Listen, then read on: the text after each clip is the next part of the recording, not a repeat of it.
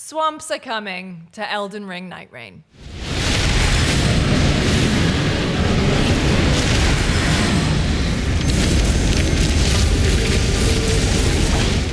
We recently went to Bandai Namco to get an exclusive hands-on with the brand new Nightreign DLC, The Forsaken Hollows. We spent 5-6 hours? All day, pretty much. A long time, We did a long play session. We got to experience a bunch of the new content, including, crucially, the 2 new Nightfarers. We're going to break it all down, talk about our impressions of it.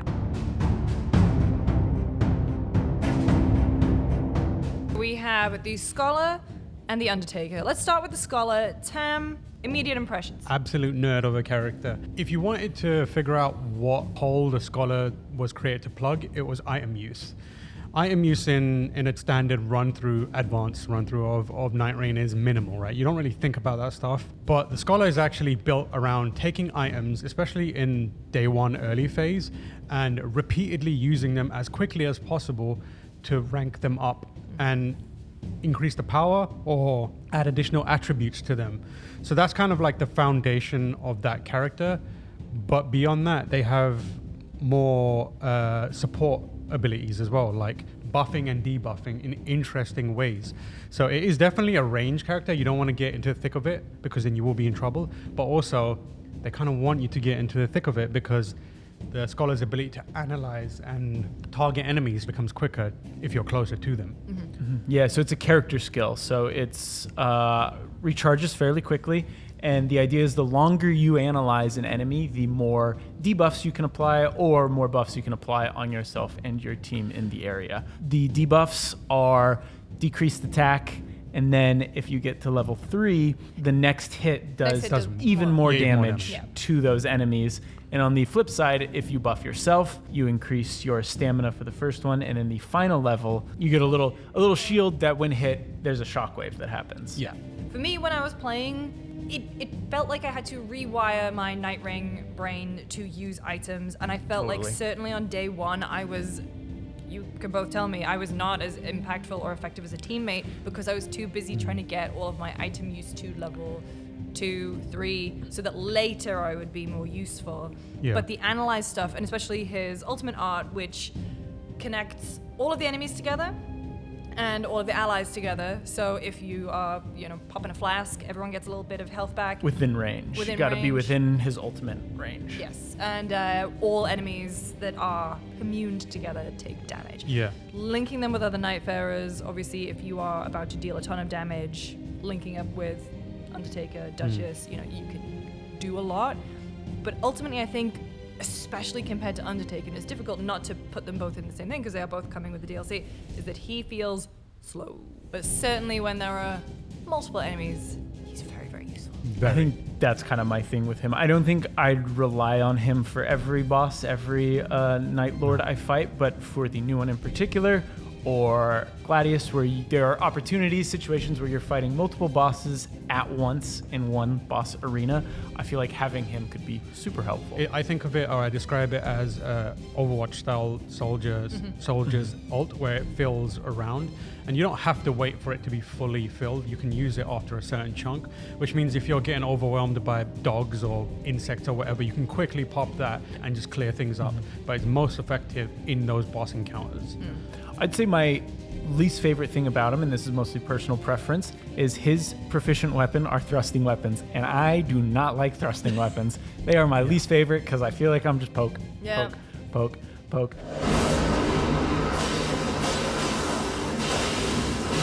In a complete opposite, I suppose, let's talk about the other Nightfarer, which is the Undertaker. My personal favorite of the 2.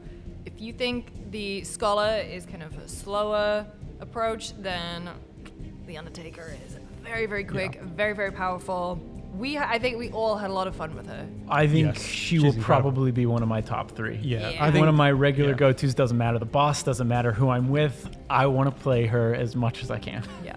The amount of damage she can do. I mean, Jake, do you want to give us a brief overview? Yeah, so I think the coolest thing to talk about is her ultimate ability, which essentially when you activate, she slingshots herself towards the enemy you're locked onto. The thing is that you can activate it whenever anyone else pops an ultimate within range. Yes. So you can get into situations where, I mean, we had a Duchess who'd pop their ult, and then we'd have two Undertakers who would both pop their ults following immediately, and then maybe one would have another ult who'd pop her normal ult, and then that would trigger the other Undertaker. So we'd have situations And then where the we'd Duchess just be... would pop restage to Restage, yeah. like To- yeah, stack do a even ton more of damage. So So there the- were situations where we were just like ult, ult, and you just watch boss bar. So just to get be clear, when another character pops their ult, you get a free ult. You get a free. So it doesn't use your bar, Yes. your ult bar. So you can use the free ult and then pop your actual ult that you've built up. And if you have another Undertaker, you can have them team up as well. So free ult, core ult. Yeah. It's like Yeah. it gets out of hand at times. And she pulls out like a spiny bone from Yeah. her body that she hits people with. It's so Yeah. cool.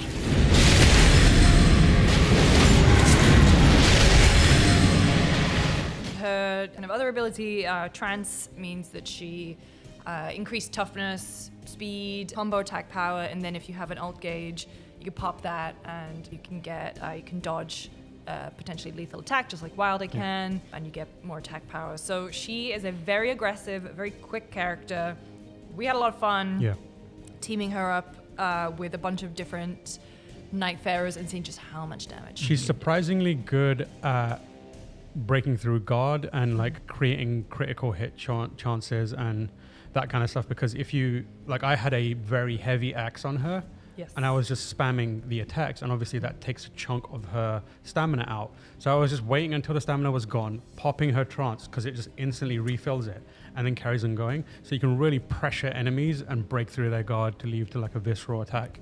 Yes. And she specializes in hammers. Once again, the only character to specialize in hammers. And at one point, I got I think it's like the Hammer of America. I don't think we have footage because it was in one of the sections we weren't able to use it. But having that with her, Yeah. I felt unstoppable until we Yeah. fought the new boss. And then It's also really funny seeing this like thin, tiny Tiny girl, woman. giant hammer. tiny Tiny. nun woman who looks like a nun and is like giant hammer. Yes. Bang. It's really like when cool. people give Revenant the giant sword. Yeah.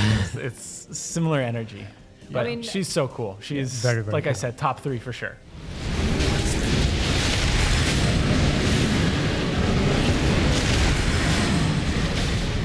So we did do the new boss balances, Mm-hmm. and when we were there, we were kind of talking about the parts of the game we were going to play. I believe the phrase from the Bandai Namco representative was super hard, good luck. Good luck. Yeah. And yeah, Not kidding. not kidding at all. So you can see it briefly in the trailer. These angelic beings, I believe there's 7 of them. Yes, 7. This is where Scholar really became useful, because you can Yeah. analyze and debuff so many of them at the same time. However, Yeah, it's rough. It's rough because We they weren't are able to all- buff enough. Yeah, because Or Yes. debuff all enough. 7 are attacking at once, and you have to be very careful then, because if you are if you as scatter players, too much, yeah, if you scatter too much, you could put yourself in a position where you're not able to help others. But if you're too close together, you could just get surrounded and spammed. they had big area of effect attacks, like they Yeah. would do the big sweeping across the map, and so you might be focusing on one, and another one comes in from behind and just knocks the wind Yeah. right out of you. It's a tough boss. I will say we didn't have access to these characters' specific relic abilities, but we were able to see what they were. I don't remember what they were off the top of my head, but it definitely seems like you're going to want to get those relics before Yeah. you take on this boss. They are kind of squishy on their own in Yes. terms of like Yeah. you can take one down fairly easily, but the thing is once you've defeated all 7, you've only we took out like a quarter of the health bar, if that, Yeah. and they all get back up, and one becomes like the leader. And That's it's just kind it's of leading again the charge. Melania. She becomes like the big. She starts doing like long range slice attacks that throw energy Cover the at entire you, map. covering the entire map. Yeah. I mentioned up top, swamps are back.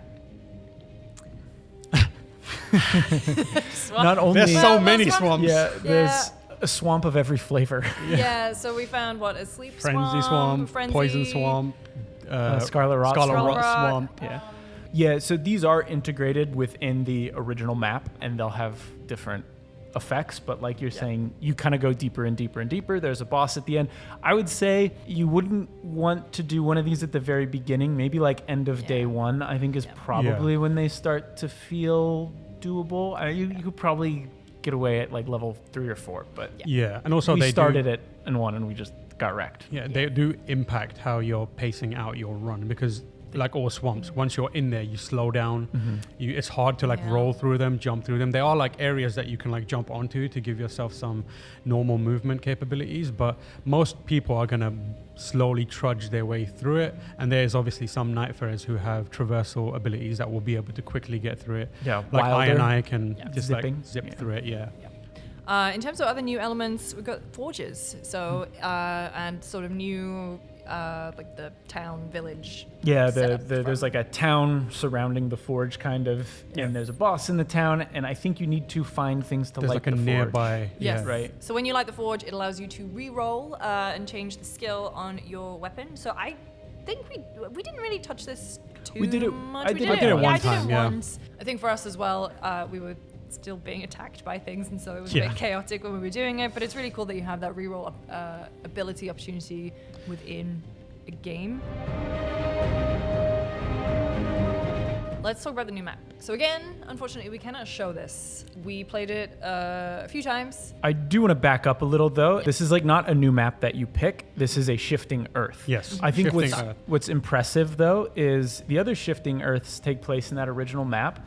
This is an one. entirely new map. Yes. And I think they kind of undersold that, Yeah, you know, very much until we so. actually played it. You fly into a completely different map. The takeaway from it is more substantial than the existing shifting earth, and probably more substantial than you think it's going to be because they're calling it a shifting earth. Yes. Verticality, I think, is the big thing that leapt out at me. It Yeah. seemed like as we were playing, there were just no real stretches of land. No. We were constantly Jumping. jumping down places, going over bridges, spirits springing up. Like, obviously, there's a lot of verticality, I would say, in Limveld in general, but it felt like in this crystalline Yeah. region, there was so much more of it, and it meant for us as we were playing, obviously Nightreign cooperative game, you have to be talking and communicating. Felt like we did not stray far from each other at all when we were doing No. it, because it's so easy to get lost and get separated.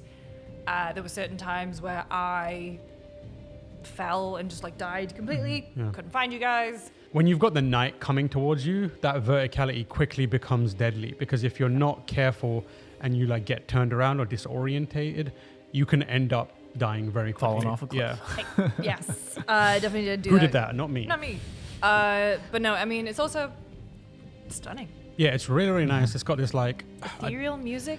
yeah, it's got Yeah, really music's good cool. music. It's all Ethereal crystal music. based. There's like a mechanic within the area itself that involves finding these specific crystals at different points, destroying them, and kind of unlocking a crystal in the middle, which where you go to will give you something. Yeah, just like other shifting earths. There's like Yeah. a loose objective, you get Exactly. that, and in theory, it could help you with a boss. Or in our situation, there was an area of the map that you got Crystal Curse if you were there, Yes. which just cuts your health in half. So if you do that first, you get that ability, and then you clear that area, you won't have to deal with Crystal Curse. I think it's going to breathe some life into that community again, which is doing pretty well, and they enjoy the experience, but more substantial than you probably think it is. It is a paid upgrade. Unless you have the collector's Unless you have the edition. collector's. It is $15, which is, I think, a very good deal Yeah, for what yeah. you're getting. I, as someone who played so much of it, I will definitely get hours and hours and hours out of this. Yeah. Like experimenting with these new characters, messing around with relics. I mentioned that, like, I think for me, as of now at least, Scholar is the weaker of the two in my opinion, but I could definitely see the depth there. Yeah. And I think once I understand that depth better, and once I have relics to support the kind of way I want to play, I could see myself playing a lot of that. I'll pay a $15 Artorias tax just to see him again. Yeah. The Happy to. Artorias. Yeah, and one last thing, they do have bespoke stories. Yep. I'm one of the weirdos who completed every single character's Yeah. story. Every scenario. I'm very excited for that. And there are Um, some parts of like character history as well that feel like they connect into certain themes and narratives and ideas that the community has been trying to piece together. So there's gonna, for the lore hunters out there, there's some stuff in there already that is going to be good for connective tissue. Yes, absolutely. So we also have character breakdowns of the Scholar and Undertaker. We've got videos of those up, so go check that out. Tam also did an interview with FromSoftware to ask burning questions. You can read that on the site. Yes, and for more on Elden Ring, Nightreign, The Forsaken Hollows, stay tuned to GameSpot.